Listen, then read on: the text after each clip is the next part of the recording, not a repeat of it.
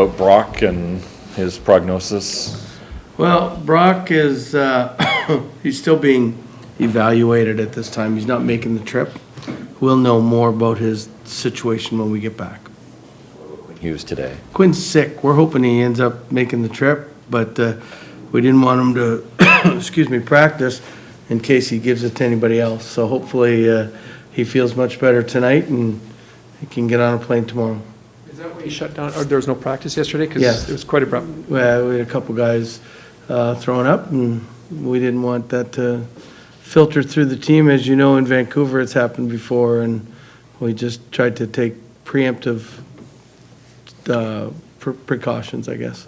What about Tucker Coolman? Just I gotta believe, I don't know, I'm not a doctor, but I mean, it would be hard, with 12 games to go to more worried about him and getting better. So, I mean, we'll take it day at a time, but I'm not holding out hope for this year. Quinn is going to make the trip, though? If he's better. Okay. I mean, if he's not better, and he's not gonna make the trip, there'd be no use, right? Getting back to Brock, and obviously you're still waiting to see what the nature of the injury is, but not making the trip, only 12 games to go. Is there a possibility we may not see him again, Bruce? I don't know. Like I said, I have no idea until we find out exactly. I haven't heard from a doctor or a trainer on his, just that he's still being evaluated. So I guess he's seeing doctors today. He's played well for you. I'm curious on the thought process of where he is in the lineup and Dickinson sliding up top with Bo.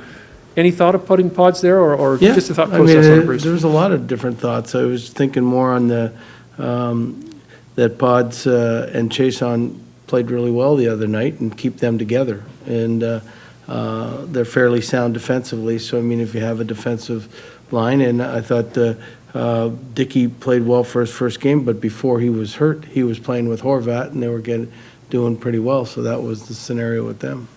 But that's very easily, after the first period, they could be all switched around, depending on the game.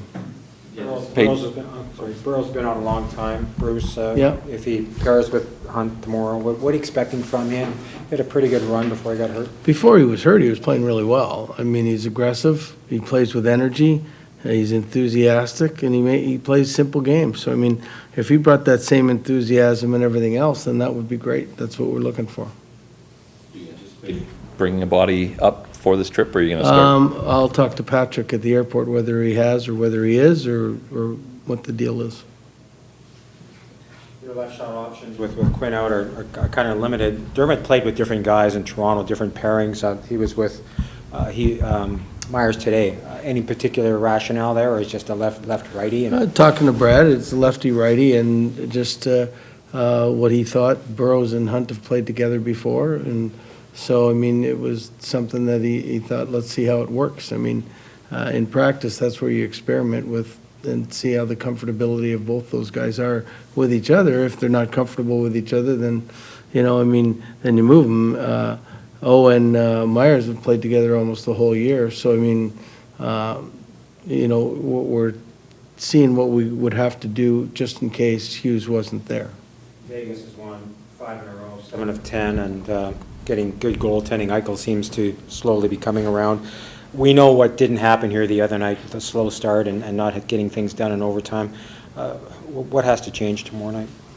No, we have to, play 60 minutes instead of 50 minutes. If we play 60 minutes, we got a good chance. I thought the last 2 periods, I mean, I counted, they didn't have, they had 3 or 4 maybe scoring chances. And very easily, we should have won in regulation, but we have to play that kind of game and play it for 60 minutes. If at this stage of the season, when you don't play 60 minutes, you don't get the good results.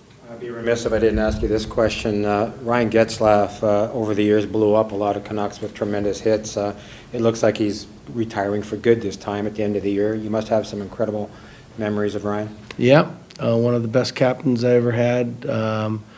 He's the kind of guy that when his career is over, you could become a good friend of. Coaches don't become good friends of players, but when they're done, it's a different scenario. I mean, one of the best passers I've ever seen in the game. He could control the game when he was on his game. he was as good as anybody. And, the year that, the 1 year I had him and he was in the running for the Hart, he's, tough, could play in any situation, wins face-offs, knew how to control the team when he didn't want the coach to control the team, knew when to say, okay, listen, let me take care of this and that. And it was so respected by his peers and his players that if he's going to retire, it's well-earned, and I wish him the best. And hopefully I get to see him because he was one of my favorites. During the COVID season pause, he started to have a chicken coop. Did you know about the chicken coop and how he sort of started to embrace other things in life? He's had more homes than Howard Hughes. I don't know. I didn't know about the chicken coop, but I could see that happening. Hey, Bruce, no COVID-related issues, though, right, with the guys who've been? No. Just to clarify. Yeah. Has there been a determination on Höglander? Is he done?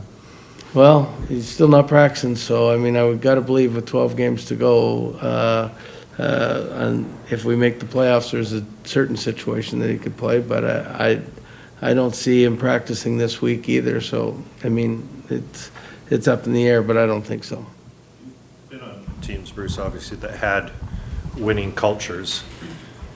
These games against Vegas, Vegas, all they've done is win in the league.